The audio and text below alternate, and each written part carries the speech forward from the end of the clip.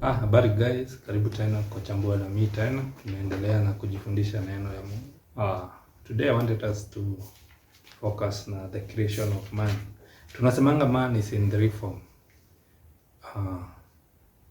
Three forms as in spirit, soul and body.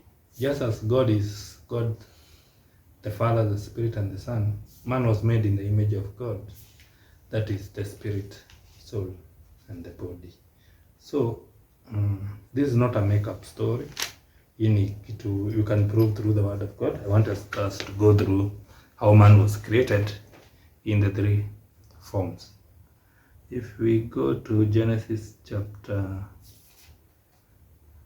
1 and verse 26, inasema that then God said, let us make man in our image. Ukitaka to understand this one, unaelewa what image is. What is the image of God? The image of God is the spirit, because Bible inasema God is a spirit and is the father of spirits. So let us make man in our image according to our likeness and let them have dominion.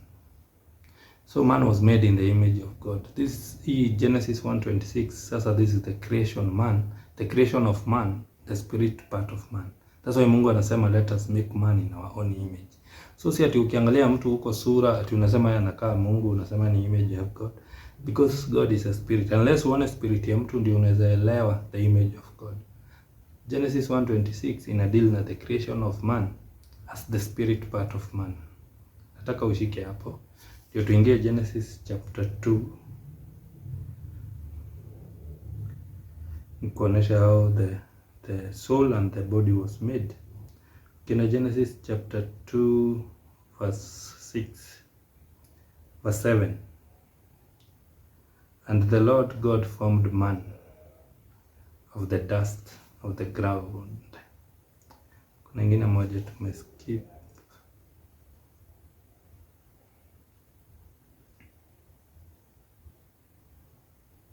Hmm. 27. Tumesoma Genesis 1:26 and 27, ndio inasema God created man in his own image. In the image of God he created him, both male and female he created them. In other words, so hapa hakuna Adam na Eve, but we can see both male and female, the spiritual part of man.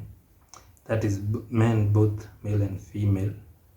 And God blessed them and said they be fruitful. So God blessed the spiritual part of man, not the physical part.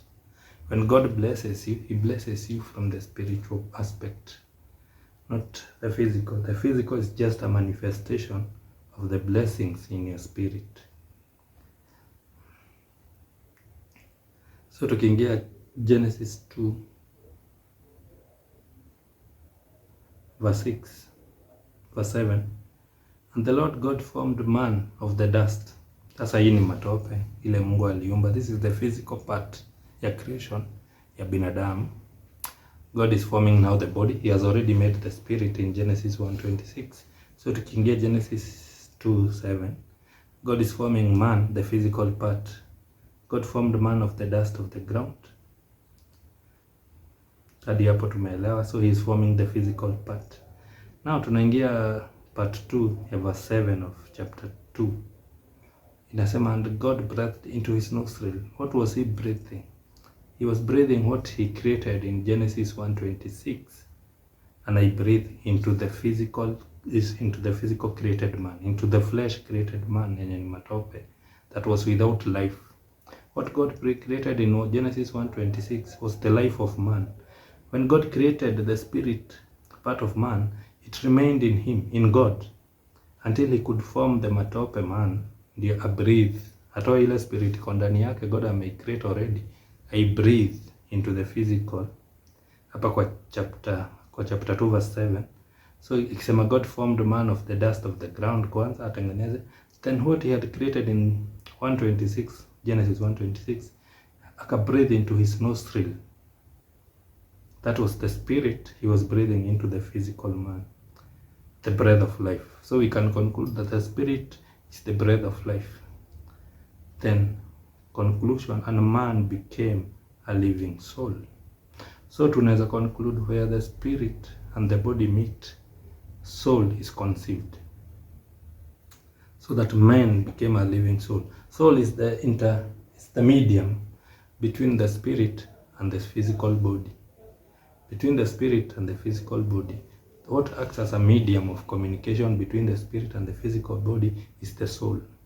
In other words, the spirit can communicate to the soul, and the soul communicates to the body.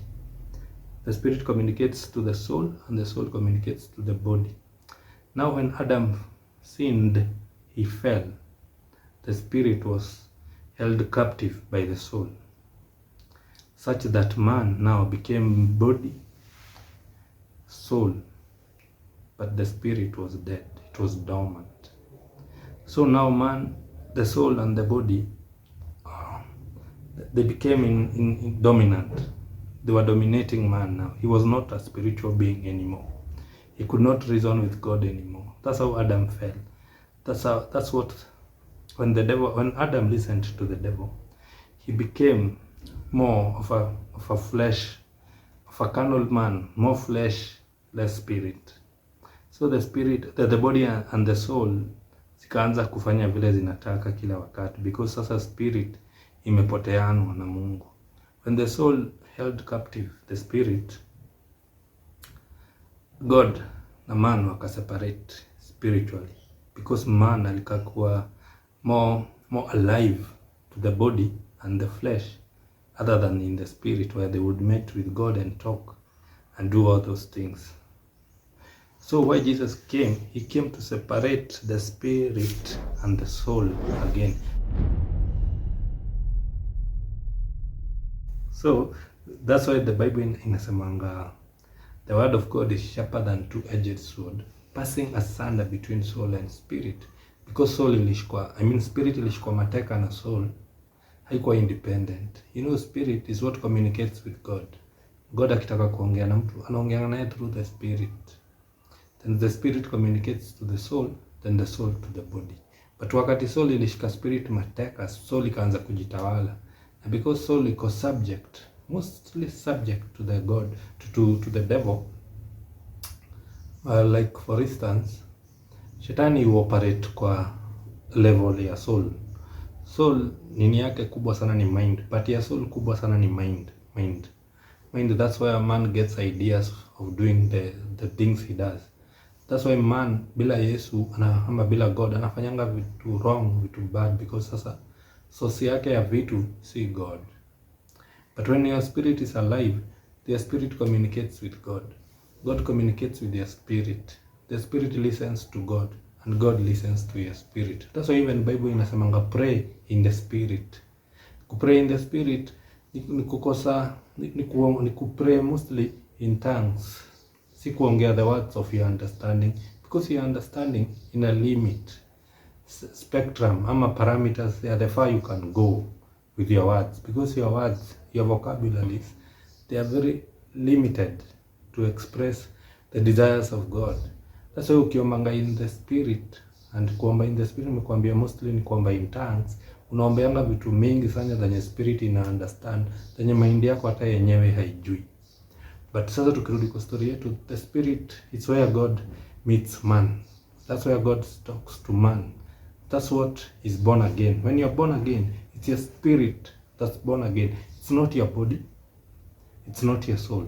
That's why unapatanga even if you're born again, zile desires bado ziko. Zile vitu wrong za kufanya, unakuwa na hiyo desire kufanya vitu wrong bado ziko. But what do you do? Bible inasemanga hold each and every thought captive to the obedience of Jesus Christ. Thoughts inaenanga kwa senses. Another part of soul is the senses.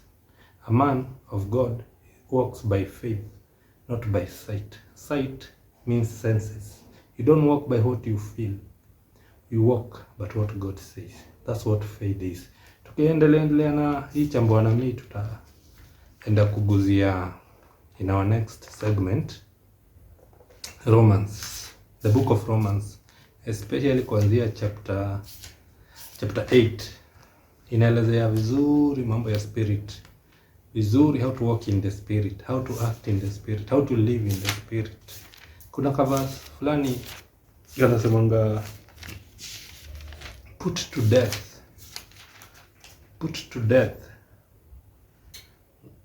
Tell kusome mahali. Put to death the transaction of your body.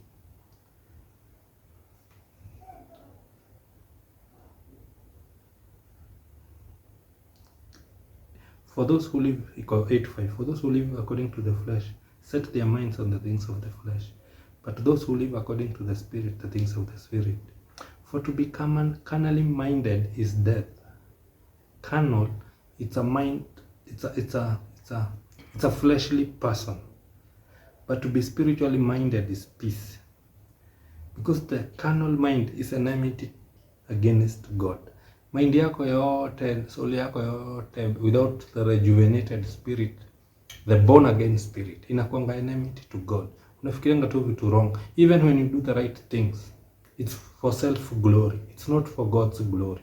Even when nika ukifanyia mtu kitu, huyo mtu akukosee, unaweza kusema, huyu mtu anaweza nifanyia hiyo yote, anaweza nifanyia vibaya hivyo na vile nimemfanyia, because sasa wewe ndio ulitake your glory. You don't see God working in you to help watu. You don't see God working in you to improve people's lives. Unajionanga wewe. You put yourself in the place of God in people's lives, so such that umewafanyia vitu poa, so you don't expect them to fail you because you assume the position of God.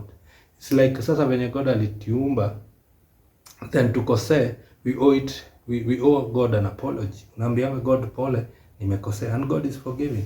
But sasa wewe mtu umemhelp, umemfanyia vitu, akikukosea kidogo, because you have taken the place of God in their lives, unaanza kujiput on the spot. Nimemfanyia hii yote na bado ananikosea.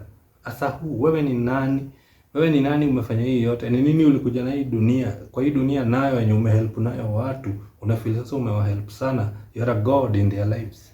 Unaona? You put yourself in the place of God. That's why nakwambia zile vitu unafanya, even the good things, zina made from the same tree of good and evil pale mwanzo, because they glorify you. They don't glorify God in people's lives. You should do things to the glory of God. It's God working in you. It's God working in you. Hata ukibaya mtu lunch, it's God working in you. Ni God ali make sure upate hiyo so ama hiyo choni wakole huo msee. Si yako, wewe kuja na anything. Na uje kuja na anything, ukitoka, unatoka tu hivyo.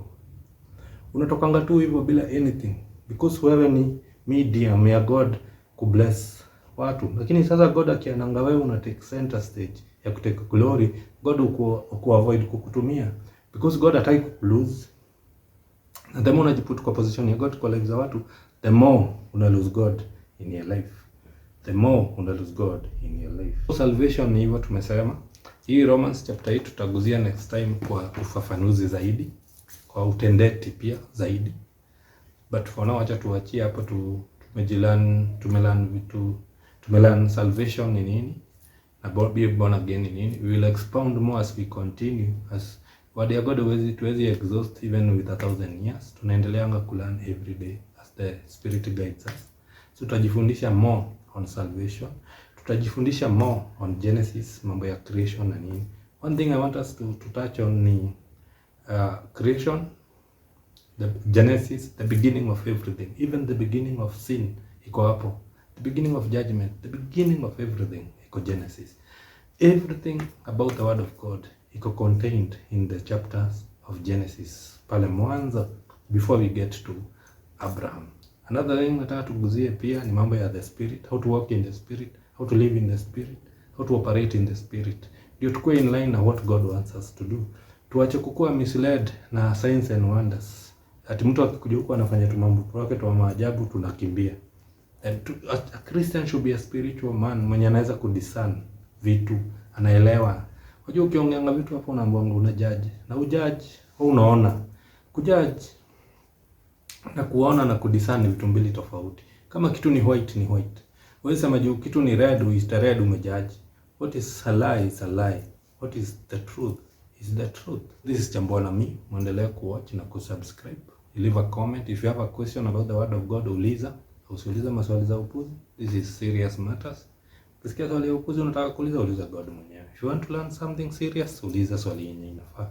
Kama you don't subscribe to the faith of Jesus, come to Jesus, believe in Jesus, ask questions. We are not here to win argument, we are here to win souls. God bless you.